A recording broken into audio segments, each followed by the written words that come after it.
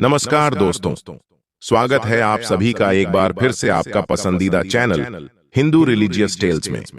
दोस्तों, आज का जो ये वीडियो है आप सभी लोगों के लिए बहुत ही ज्यादा खास और विशेष होने वाला है, क्योंकि कल है 23 नवंबर का दिन और 23 नवंबर को है देवउठनी एकादशी।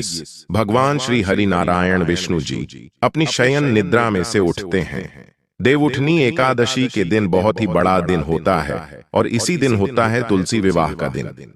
अगर आपकी कोई मनोकामना जो काफी समय से पूरी नहीं हो रही है, चाहते हैं घर में हमेशा धन संपदा बढ़ती रहे, तो तुलसी विवाह के दिन तुलसी जी का विवाह शालिग्राम जी के साथ कराने वाली यह प्रक्रिया, ये वाला उपाय आप सभी लोगों को जरूर करना चाहिए। देवउठनी एकादशी के दिन ही इस वाले काम को किया जाता है। तुलसी का विवाह शालिग्राम जी के साथ किया जाता है। उन सभी विधि के लिए आपको पूजन सामग्री कौन कौन चाहिए, विवाह सामग्री कौन कौन चाहिए और कौन सी विधि हमें अपनानी है, संपूर्ण चीज इस वाले वीडियो के अंदर हम लोग बात करेंगे। पूज्य गुरु जी की कथा से सुन करके और समझ करके पूरी चीज को आप सभी को पूरी विधि से बहुत अच्छे से बताऊंगा। परंतु उससे पहले आप सबसे एक छोटी सी प्रार्थना कि जो लोग पहली बार आए हैं चैनल को सब्सक्राइब जरूर कीजिएगा, दोस्तों के साथ शेयर भी कर दीजिएगा और चैनल को सब्सक्राइब करके बेल आइकन का बटन दबाना बिल्कुल भी ना भूले और कमेंट सेक्शन में पूरी श्रद्धा के साथ लेकर ओम नमो भगवते वासुदेवाय नमः, जय मां तुलसी। दोस्तों, ये वाला जो दिन होता है, इस दिन भगवान श्री हरि नारायण जी का जो स्वरूप है शालिग्राम जी के रूप में है, उनका विवाह माता तुलसी जी के साथ में कराया जाता है और पूरे विधिवत पूर्वक जिस घर में तुलसी विवाह होता है उस घर में श्री हरि नारायण विष्णु जी का वास होता है और जिस जगह श्री हरि नारायण विष्णु जी का वास होता है माता लक्ष्मी सदैव उस घर में विराजमान रहती है। पूज्य गुरु जी ने कहा कि उस घर में कभी भी धन संपदा वैभव की कमी नहीं आ सकती है। उस घर का मान सम्मान हमेशा बढ़ता रहता है, हमेशा उस परिवार की उन्नति होती रहेगी। तो 23 नवंबर के दिन आपको यह शुभ कार्य पूरे सच्चे तन मन धन से करना ही करना है। देखिए, इसके लिए सबसे पहले बात करते हैं शुभ मुहूर्त की। तो शुभ मुहूर्त कब होगा? काफी सारे लोग कह रहे हैं कि जो तुलसी विवाह है वो तो 24 तारीख को होगा, लेकिन नहीं, तुलसी विवाह जो 2023 के अंदर है वो है 23 नवंबर को, क्योंकि 23 नवंबर को है देवउठनी एकादशी और उसी दिन तुलसी विवाह होता है, संपन्न कराया जाता है और इसी दिन शालिग्राम और माता तुलसी जी का विवाह होता है।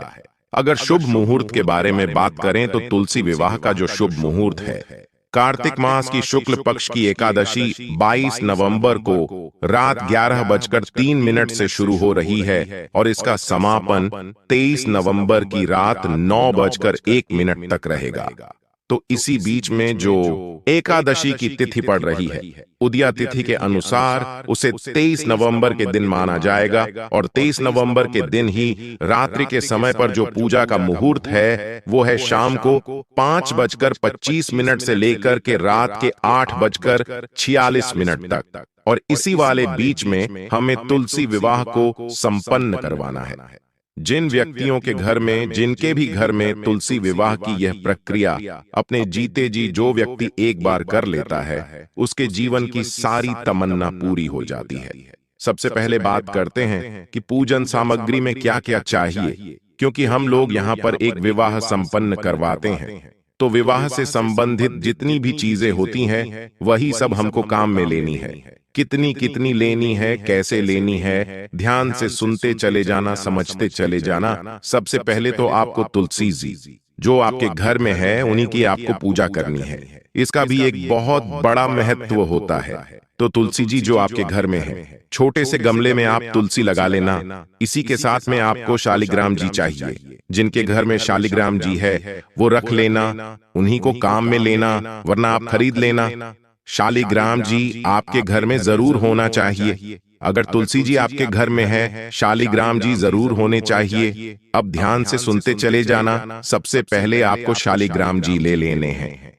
इन्हीं के साथ में आपको गणपति जी की एक छोटी सी मूर्ति जरूर रखनी है। गणपति स्थापना जरूर करवानी है। सबसे पहले ही गणपति जी की स्थापना होगी, उसके बाद में आपको चाहिए होंगी वरमाला। अब वरमाला कितनी चाहिए? वो चाहिए आपको आपको 2 वरमाला लेनी है, एक तुलसी जी के लिए, एक शालिग्राम जी के लिए। इसी के साथ में आपको थोड़े से फूल वगैरह जो आप वहां पर समर्पित करेंगे उनके लिए फूल भी ले लेने हैं, अलग अलग तरीके के। इसी के साथ में आपको एक कलश लेना है इस तरीके से, और साथ ही साथ अगर आपको अशोका के पत्ते मिल जाते हैं तो अशोका के पत्ते ले लो, आम के पत्ते मिल जाते हैं तो आम के पत्ते ले लेना। कितने लेने हैं? आपको 9 ले लेना, 11 ले लेना, 21 ले लेना, इस क्रम में आपको ले लेना है। इसके बाद जो आपको लेना है वो लेना होगा। एक नारियल देखिए, आपको 2 नारियल ले लेने हैं। एक नारियल कलश के ऊपर रख दिया जाएगा, और जो दूसरा नारियल होगा ना, तो उसकी भी एक विधि होती है। जब आप फेरे करवाएंगे तो आप एक नारियल एक्स्ट्रा ही रखना है।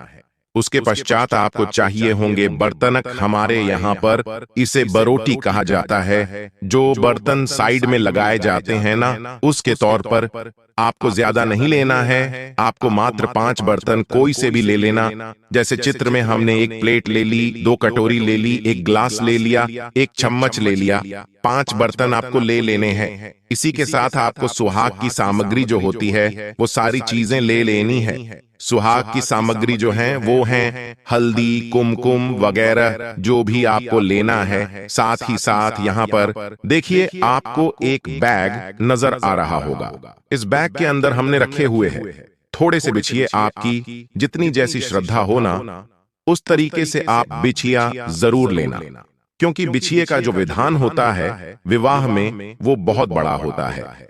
तो इस तरीके से ले लेना। इसके बाद में आपको चाहिए होगा पीला वस्त्र, पीला कपड़ा जो आपको लेना होगा। तो ये होगा भगवान शालिग्राम जी के लिए, और इसी के साथ में आपको एक लाल चुनरी लेनी होगी माता रानी को चढ़ाने के लिए, माता तुलसी को चढ़ाने के लिए। लेकिन ये जो दोनों चीजें आप लोगे, पीला वस्त्र और एक ये वाली चुनरी, ये होंगी गठबंधन के लिए। तो ऐसी 2 चुनरियां ले लेनी है माता तुलसी जी के लिए। एक तो होगी उड़ाने के लिए जब आप पूजन अर्चन करोगे तब, और दूसरी होगी गठबंधन के समय की, जिसमें आप गठबंधन करेंगे। इसके अलावा जो आपको कपड़े वगैरह वहां पर समर्पित करना है माता रानी के लिए, जो जैसे विवाह के अंदर हम लोग करते हैं, साड़ियां वगैरह, एक जोड़ी कुर्ते पजामे वगैरह ले लीजिए, या फिर पैंट शर्ट का जोड़ा ले लीजिए। कपड़े आपको रख लेने हैं, जो भी आपको 2, 3, 5 जितने आपको रखने हैं अपनी श्रद्धा के अनुसार वो आप रख लेना। फिर उसके पश्चात आपको चाहिए होंगे इस तरीके से साड़ियां माता रानी के लिए, जैसा मैंने आपको बता ही दिया था। और साथ ही साथ मैंने जैसा कहा था आपको चाहिए तो एक फोटो वहां पर दिखा दिया था। ये जो दूसरी वाली लाल चुनरी है ना, वो पहली गठबंधन के लिए होगी, गठ जोड़े के लिए, दूसरी उड़ाने के लिए हो गई। इसके पश्चात यह है एकादशी का दिन। तो आपको चावल तो काम में लेने ही नहीं है। पूरे विवाह के दौरान, पूरे पूजन के दौरान चावल काम में मत लेना। आपको लेने होंगे क्या? इस तरीके से सफेद तिल ले लेना। सफेद तिल ले लिए। इसी के साथ में आपको चाहिए होगी मीठे के लिए थोड़ी सी मिश्री। देखिए, भगवान श्री हरि नारायण विष्णु जी को मिश्री बहुत पसंद है, इसलिए मिश्री ले लेना। साथ ही साथ अगर आपको शालिग्राम जी नहीं मिलते हैं तो आप क्या कर सकते हैं? भगवान श्री हरि नारायण विष्णु जी का जो भी स्वरूप है, लड्डू गोपाल जी हैं या उनकी मूर्ति है, सत्यनारायण जी की कोई तस्वीर है, उसे भी आप ले लेना। साथ में इसे भी रखना। इसी के साथ भोग लगाने के लिए आपको पंचमेवे लेने हैं, काजू, बादाम, किशमिश, जो आपको 5 मेवे आपको भी मिल जाए, वो पंचमेवे भी आप ले लेना। इसके बाद में आपको चाहिए होंगे अर्तुफल, जो भी अर्तुफल आपको मिल जाए ना मार्केट में, वो आपको अर्तुफल 5 प्रकार के अर्तुफल ले लेना। अब आपको थाली तैयार करनी है, तो थाली में आपको सबसे पहले लेनी है हल्दी। एक एक करके मैं बताता चला जाऊंगा, ध्यान से और लिखते चले जाना। हल्दी के साथ में ही आपको लेनी होगी थोड़ी सी कपूर। यहां पर मैंने कपूर भी ले लिया। थोड़ा सा लाल चंदन ले लेना। इसी के साथ में थोड़ा सा सिंदूर ले लेना। मौली, तो आपको वस्त्र रूप जो स्वरूप में आप मौली समर्पित करेंगे वो ले लेना। थोड़ा सा आपको गंगा जल चाहिए, गंगा जल आपको लेना है। धूप बत्ती वगैरह आपको लेनी है, और जैसी आपकी श्रद्धा 5 या 7 दीपक घी के ये आपको तैयार कर लेने हैं। अब जब आप तुलसी पूजन करेंगे ना, तब जाकर के आपके ये दीपक काम में आएंगे।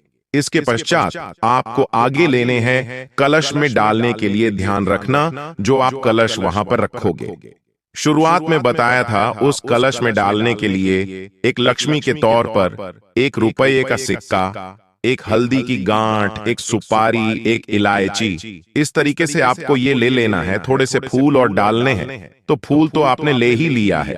पहले मैं आपको विधि में चीजें सारी सारी बता दूंगा। इनको भी आपने रख दिया। इनको रख देने के पश्चात आपको दक्षिणा के तौर पर कुछ 1 पैसे वगैरह यहां पर रख देने हैं। 100 रुपए या 500 रुपए, जितनी आपकी श्रद्धा उतना एक कलश अलग से आपको ले लेना है। कुछ इस तरीके से जल समर्पित करने के लिए इसे भी इसी थाली में रख देना। जब आप विवाह संपन्न कराएंगे तो आपको 2 पाटे चाहिए होंगे।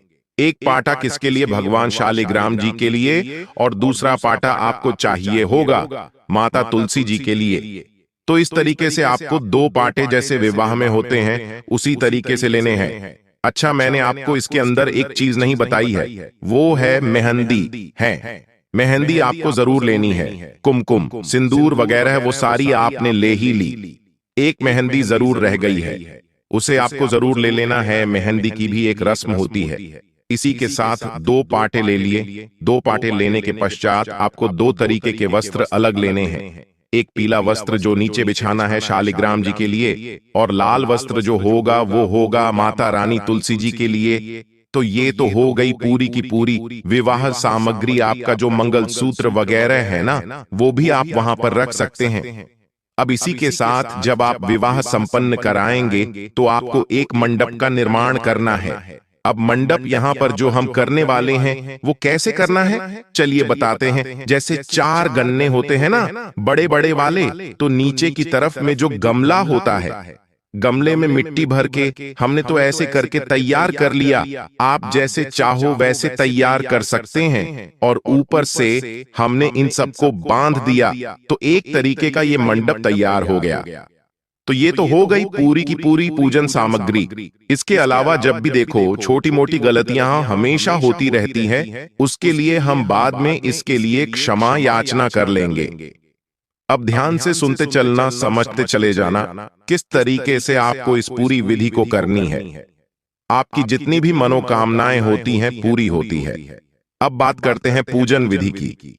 जैसा आपको समय बताया था उसी समय पर पूरे दिल से, पूरे तन मन धन से करना। देखिएगा 1 साल में जो आपकी बढ़ोतरी होगी ना, जो आपकी घर की बरकत होगी, वो आप खुद ही देख लीजिएगा। इस चैनल पर आकर के इसी वीडियो के अंदर कमेंट बॉक्स में जरूर बताना।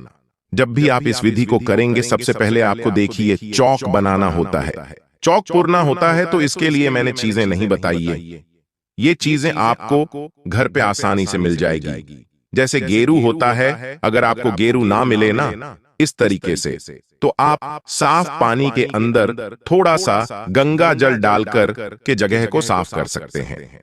हम हमेशा जब भी चौक पूरते हैं तो गेरू काम में लेते हैं। तो आपको अच्छे से जगह को साफ करके जिस जगह पर भी आप विवाह संपन्न कराएंगे उसके नीचे गेरू से इस तरीके से लीप लेंगे, चौक पूर लेंगे। चौक पूरने के लिए आपको केवल आटा और हल्दी लेना है। ये चीज ध्यान रखना, आटा संपदा को बढ़ाता है, हल्दी वैभव धन संपदा को बढ़ाती है। तो आटे और हल्दी से आपको यहाँ पर क्या करना है, अष्टदल बना करके, और इस तरीके से आपको चौक पू लेना है। और बीच में आपको क्या रख देना है, थोड़ा सा अन्न रख देना है, जैसे गेहूं के दाने वगैरह हो गए। और पास में ही आपको आटे से और हल्दी से ही स्वास्तिक का भी निर्माण कर देना है। जो पीला पीला आपको नजर आ रहा है ना, इसी तरीके से आप क्या कर सकते हैं, हल्दी भी इसी जगह पर पूर लेनी है। इस तरीके से आपका ये चौक की तैयारी हो गई। अब इसी के ऊपर आपको उन दोनों पाटों को रखना है। नीचे की तरफ चौक पुरने के बाद में एक तरफ एक पट्टा रखना है, दूसरी तरफ दूसरा पाटा रखना है। और जो पीला वाला जो पाटा है ना, इस पर पीले कलर का वस्त्र धारण करके, और आपको क्या कर देना है, ये वाला पाटा शालिग्राम जी के लिए तैयार करना है। इस वाले को और इस वाले को माता तुलसी जी के लिए। अब ध्यान से सुनना, सबसे पहले जैसे लगन होता है तो लगन से पहले जब कौन आते हैं, दूल्हा आता है, यानी कि भगवान शालिग्राम जी। तो आपको भगवान शालिग्राम जी को पहले से ही स्नान ध्यान करा करके, गंगा जल से वगैरह से स्नान करके और इस तरीके से यहाँ पर विराजमान कर देना है। विराजमान कर देने के पश्चात आपको साथ ही किनको विराजमान करना, गणेश जी को। इन्हें तो भूलना ही नहीं है, गलती से भी सबसे आगे गणेश जी। तो एक छोटी सी कटोरी के अंदर हमने यहाँ पर सफेद तिल लिए हैं और इसी के अंदर आपको गणेश जी को विराजमान करना है। चावल का आसन नहीं लगाया, हम यहाँ पर सफेद तिल का आसन लगा लेंगे तो यहाँ पर गणेश जी विराजमान हो गए। अब होगी कलश की स्थापना। तो कलश की स्थापना के लिए यहाँ पर हमने सफेद तिल लिए हैं। इस जगह पर आप देख सकते हैं और उस पर अष्टदल की आकृति बना करके हमने यहाँ पर किसको लगा दिया है, कलश को। अब कलश के लिए जो हमने सामग्री ली थी, सुपारी, हल्दी, सिक्का, इलायची और कुछ फूल लल, वो हमको इसी के अंदर डाल देना है। लेकिन ध्यान रखना, जो आप कलश लेंगे ना, उसके ऊपर पहले से ही आपको मोली जरूर बांध देनी है। इस तरीके से खाली कलश को रखना नहीं है, मोली जरूर बांध देना और इसको लगा करके और यहाँ पर रख देना। और इसी के अंदर जो भी आपने सामग्री ली थी वो सारी सामग्री इसी के अंदर डाल देना। डाल देने के पश्चात आपको इन सब का तिलक करना है। तिलक करने के लिए हमने एक डंडी ली है और जो आपके पास में लाल चंदन या जो सिंदूर या जो भी होता है, उससे आपको क्या करना है, यहाँ पर स्वास्तिक निर्माण करोगे ही करोगे। साथ ही साथ आपको सभी को टीका कर देना है। भगवान शालिग्राम जी को, गणेश जी को, जो यहाँ पर आपने कटोरी रखी है, इस कलश को सबको आपको अच्छे से तिलक कर देना है। तिलक कर देने के पश्चात ध्यान से सुनिएगा, जैसे इस तरीके से तिलक हो जाएगा, सब कुछ हो जाएगा, आप बना देंगे। उसके पश्चात आपको यहाँ पर इसके अंदर वो सारी की सारी चीजें डाल देनी है जो भी आपने कलश में डालने के लिए ली थी, जैसे सुपारी, हल्दी, सिक्का जो हमने बताया था। उसके ऊपर आपको एक कटोरी के अंदर थोड़ा सा अन्न रख के देखो ध्यान से। इसी कलश के ऊपर हमने एक छोटी सी कटोरी रखी है जिसके नीचे हमने पत्ते रखे थे, अशोका केन। ध्यान रखना, उन पत्तों का भी पूजन करना बहुत ज्यादा जरूरी है। अगर आप इन गोलों में देखो तो उन पर भी आप हल्दी कुमकुम की बिंदी लगाकर के थोड़े से सफेद तिल उन पर पूर करके सबसे पहले कलश में वो लगाना। फिर एक कटोरी रखना कुछ इस तरीके की, उसके अंदर भी सफेद, अभी आप जो भी गेहूं वगैरह है, चावल के अलावा उन्हें आपको वहां पर रखना। और जो नारियल है, एक नारियल उसके ऊपर कलावा लपेट करके, जैसे ये वाला नारियल है ना, उसके ऊपर कलावा लपेट करके उसका भी पूजन करके, किससे, कुमकुम रोली से, और यहाँ पर रखना है। ध्यान रखना, जब आप रखेंगे तो आप इधर की तरफ बैठेंगे, जैसे आप अभी वीडियो देख रहे हैं। तो ये वाला जो मुख्य होता है ना नारियल का, या आपकी तरफ होना चाहिए। इस तरीके से आपको रख देना है। और भगवान शालिग्राम जी का जो मुख रहना चाहिए वो किधर होना चाहिए, उत्तर दिशा की तरफ। ये सब साथ में रख दिया। अब बात आ जाती है दुल्हन को लाने की, यानी कि किसको, माता तुलसी जी को। तो जो आपने दूसरा पाटा रखा था वहां पर आपको माता तुलसी जी को विराजमान कर देना है। कुछ इस तरीके से तो ये ऐसे करके दूल्हा दुल्हन यहाँ पर आ जाते हैं, जैसा मैंने आपको बताया था। गमले के अंदर लगा करके हमने गन्ने लगा करके मंडप तैयार किया था। कुछ इस तरीके से किया था। हम जब भी कभी कोई पूजन करते हैं ना, तो पूरे सच्चे तन मन धन से हमें करना चाहिए। सबसे पहले आपको क्या करना है, जैसे ही माता तुलसी जी आ जाएगी, आपको जो कलश लिया था आपने उस कलश के अंदर थोड़ी सी हल्दी डाल करके आपको सबसे पहले जल सींचना है। तुलसी जी में तो हमने इस कलश के अंदर हल्दी डाली और थोड़ा सा जल सींच दिया तुलसी माता के अंदरन। उसके बाद में आपको करना होगा हल्दी की रस्म। सबसे पहले किसकी रस्म होती है, हल्दी की। आपको क्या करना है, थोड़ा सा गाय माता का कच्चा दूध मिल जाए तो वो ले लेना और उसके अंदर थोड़ी सी हल्दी डाल करके, और आपको इस हल्दी की 5 या 7 बिंदियां माता तुलसी जी की जगह जगह पर, जहां पर भी आप लगाना चाहते हो वहां पर आप लगा देना है। तो ये हो जाती है तुलसी जी का जो हल्दी का पूजन है। और साथ ही साथ आपको शालिग्राम जी को भी हल्दी लगानी है। ये चीज ध्यान रखना, शालिग्राम जी को भूलना नहीं है। पहले आप तुलसी मैया को लगा दीजिए, उसके बाद में शालिग्राम जी पर भी हल्दी का आपको ये वाला पूजन करना है। उसके पश्चात आपको जो भी सामग्री है, सुहाग की सामग्री, जैसे सजाने के लिए जब दुल्हन को सजाया जाता है, वो सारी सामग्री आपको ले लेनी है। हल्दी, चूड़ी वगैरह जो भी आपको चाहिए ना, वो सारी की सारी। जब हमने आपको सामग्री के बारे में बताया था, तो सुहाग सामग्री में जो भी चीजें आ गईं वो आपको ले लेनी है। अब एक एक करके आपको क्या करना है। सबसे पहले आपको जो भी छींटे वगैरह मार लेने हैं। ध्यान से देखिएगा, सिंदूर आपको सबसे बाद में लगाना है। जब सिंदूर भरने की रस्म आएगी, जैसे आपने हरी चूड़ियां ली है, तो आप हरी चूड़ियां ले लेना। कोशिश करना कि सुहाग की हरी चूड़ियां मिल जाए ना, तो आप हरी चूड़ियां जरूर लेना। उन हरी चूड़ियों को यहां पर पहना देना। इसके साथ ही जो आपने माता तुलसी जी के लिए उड़ाने के लिए चुनरी ली थी, उस चुनरी को आपको उड़ा देना है। उसके पश्चात आपको ये इस तरीके से चूड़ियां वगैरह आपको उनको पहना देनी है। जो भी हल्दी वगैरह आपने ली है, उस हल्दी को आपको लगा देना है। हल्दी को लगा देने के पश्चात आपको सारे काम वही करना है जो एक दुल्हन के लिए किए जाते हैं। वो सारे काम करने के पश्चात आपको जो कलश है, उस कलश से एक फूल डाल करके इन सभी को स्नान करवाना, थोड़ा थोड़ा सा स्नान करा करके, और शालिग्राम जी को वस्त्र रूपी कलावा आपको समर्पित करना है। गणेश जी को भी समर्पित करना है, शालिग्राम जी को भी समर्पित करना है। उनका टीका वीका फिर से वापस एक बार और कर देना है। इस तरीके से वस्त्र उरूपीक अलावा समर्पित कर देना। ये वाली चीजें समर्पित हो जाएंगे, सारा सब कुछ फूल वगैरह जो भी है वो आप फूल वगैरह यहाँ पर लगा देना। इससे पहले आपने माता तुलसी जी का पूरा श्रृंगार आपने कर दिया। उन पर जो भी आपको लगाना है ना, जैसे हल्दी की रस्म होती है, हल्दी आपने लगा दी है, चूड़ियां पहना दी है, थोड़ी सी मेहंदी आपको लगानी है, तो इसकी डाल पर आपको थोड़ी सी मेहंदी लगा देनी है। साथ ही साथ शालिग्राम जी को भी आपको मेहंदी लगानी है। इन सभी चीजों का ध्यान रखना। अब बात आती है तुलसी पूजन की। तो भूमि पूजन के लिए हमने क्या किया है कि यहाँ पर सबसे पहले तो हमने यहाँ पर टीका किया है। इन सभी जगह पर टीका करने के पश्चात थोड़े से गेहूं या अन्न लेकर के उस जगह पर 5 या 7 जो आपने दीपक लिए थे, उन दीपकों को आपको रख लेना है और रख करके इन्हें प्रज्वलित कर देना। ये हो जाता है आपका तुलसी पूजन।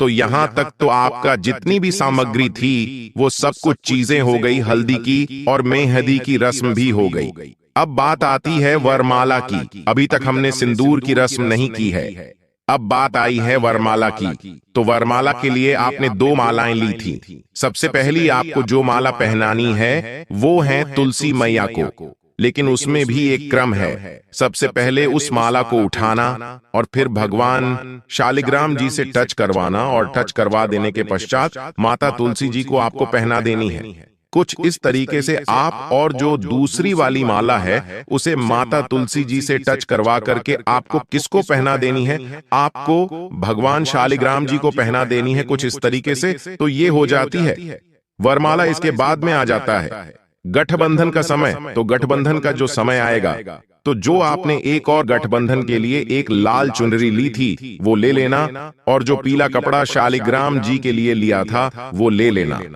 इन दोनों के बीच में आपको फूल, चांदी का सिक्का या फिर जो भी आपको रखना है, इसके अंदर वो आप रख लेना। एक हल्दी की गांठ, क्योंकि खाली गठबंधन नहीं करते हैं, इसके अंदर कुछ ना कुछ रखा जाता है, तो आप इसके अंदर वो रख लेना और इसका गांठ लगा करके। तो ये पहली वाली चुनरी जो आपने उड़ाई थी वो तो ये रही, और जो दूसरी वाली वो ये रही। इस तरीके से आपको रख देना। यहाँ पर ये गठान आ चुकी है, और जो पीला कपड़ा है वो शालिग्राम जी के ऊपर आ गया। इस तरीके से गठबंधन आपने कर दिया। गठबंधन करने के पश्चात अब बात आती है किस चीज की? कन्यादान की। तो कन्यादान के लिए आपको अपने दाहिने हाथ में थोड़े से फूल और तिल लेकर के, थोड़ी सी हल्दी की गांठें लेकर के कामना करनी है। जो भी आपको कामना जैसी करनी है, उस समय पर कौन कौन से मंत्र बोले जाते हैं आप इंटरनेट से देख सकते हैं। ऐसी कामना करके, और वो सारे के सारे मंत्र आपको यहाँ पर बोले जाते हैं, आप इंटरनेट से देख सकते हैं। ऐसी कामना करके, और वो सारे के सारे फूल आपको यहाँ पर इस जगह पर बीचों बीच में आपको छोड़ देना है। तो ये हो जाता है कन्यादान का मुहूर्त। कन्यादान के मुहूर्त होने के पश्चात ही आपको ये सारा जो भी पूरी की पूरी पूजा होती है वो हो जाती है। इसी के पश्चात अगर आपके पास में आपका मंगलसूत्र वगैरह है ना, तो उस मंगलसूत्र को भी दोनों से टच करवा करके आपको पहन लेना। इससे आपकी पति की आयु लंबी होती है।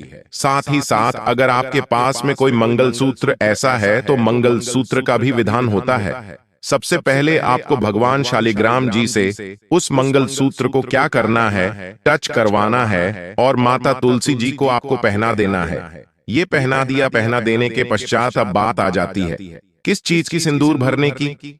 सिंदूर भरने के लिए अगर आपके पास में कोई चांदी का सिक्का है तो उस चांदी के सिक्के पर आपको क्या करना है, थोड़ा सा सिंदूर लेना। जैसे आपके पास में ये चांदी का सिक्का है, उसके ऊपर थोड़ा सा सिंदूर लेना है। उसको आपको पकड़ के सबसे पहले शालिग्राम जी से टच करवाना है और माता तुलसी जी के रूप में आपको सिंदूर माता तुलसी जी में ही छिड़क देना है। यह सिंदूर की भी रस्म हो जाती है। जैसा हमने आपको बताया था कि इस तरीके से अगर आपके पास में मंगलसूत्र है तो मंगलसूत्र को भी आपको टच करवा करके वहीं पर रख देने हैं। अब आपको वस्त्र जो है, वस्त्रों को समर्पित करना है, तो जो भी आपको वस्त्र वगैरह साथ में लगते हैं उन वस्त्रों को समर्पित कर देना। बर्तन वगैरह जो होंगे, शुरुआत में ही मैं आपको बता दिया है, उन बर्तनों को कुछ इस तरीके से आपको लगाना है, दोनों तरफ जैसे बारोटी वगैरह पे लगाते हैं, इस तरीके से आपको बर्तन वगैरह भी वहीं पर लगा करके और इस तरीके से रख देना है। ठीक है ना? सारा सब कुछ ये पूरा का पूरा विवाह संपन्न हो जाता है।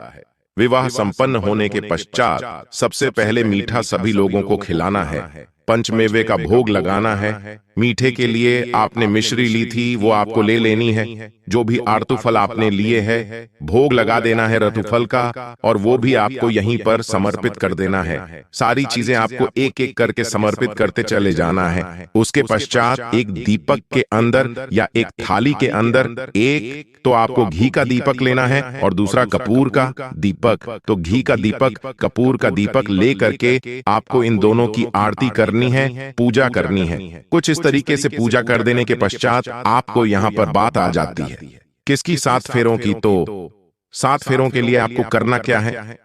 देखिए, अगर आप पति पत्नी दोनों साथ में रहे हैं तो एक जना तुलसी जी को, एक जना शालिग्राम जी को उठा करके गोल गोल घुमा देते हैं। जैसे कि 3 फेरे होते हैं वर के और 4 फेरे होते हैं वधू के, उसी तरीके से अगर आप वैसे नहीं कर सकते हो तो जो आपने दूसरा नारियल लिया है ना, इस दूसरे नारियल को आपको हाथ में पकड़ना है और उन्हीं के ऊपर आपको ऐसे करके घुमाना है। तो 3 बार तो आपको क्लॉकवाइज घुमाना है, जो वर के फेरे हो जाते हैं, और 3 बार आपको इस तरीके से घुमाना है जो कि वधू के फेरे हो जाते हैं। तो इस तरीके से आप फेरों की रस्म को पूरा कर लेना। फेरों की रस्म पूरी होने के पश्चात ये हो जाती है जिसको हम लोग कहते हैं भामरे पड़ना। ठीक है? तो ये होने के पश्चात आपको क्षमा याचना करनी है कि तुलसी विवाह में अगर कोई गलती वगैरह कुछ भी हो गई हो, उसके लिए क्षमा याचना करना, अपनी मनोकामना बोलना, और अपनी मनोकामना बोलने के पश्चात जो भी आपने यहाँ पर ये फल और ये सारी चीजें समर्पित कर रही है ना, इन्हें बच्चों में बांट देना। और ये जितना भी सामान आपने लिया है, इन सभी सामानों को आपको या तो किसी भी गरीब महिला वगैरह है उसकी शादी में आप दान कर देना। घर की चीजें हैं, उन्हें काम में ले सकते हैं, लेकिन जो भी आपने यहाँ पर समर्पित किया है ना तुलसी विवाह के लिए, आप किसी ना किसी गरीब महिला को इसे दान जरूर करना उनकी शादी के अंदर। और इसी तरीके से तुलसी विवाह की यह संपूर्ण प्रक्रिया होती है। और जो देवउठनी एकादशी के दिन तुलसी विवाह को करवा देता है ना, उसके जीवन में कभी भी धन संपदा वैभव की कमी नहीं रहती है। आपके घर की ये जो तुलसी है, शालिग्राम जी है ना, दोनों को साथ में उसी दिन रख देना और फिर देखिएगा आपके परिवार की कितनी उन्नति होती है। पूज्य गुरु जी ने जैसा अपनी कथाओं में बताया, वैसा वचन भाषा में आपको बताने का संपूर्ण प्रयास किया। वीडियो अगर पसंद आया हो, पूरा का पूरा तो लाइक जरूर करना, साथ ही साथ चैनल को सब्सक्राइब जरूर कीजिएगा। मैं आपसे मिलता हूं अगले वीडियो में, तब तक के लिए धन्यवाद। अपना ख्याल रखना दोस्तों। जय श्री राम, हर हर महादेव।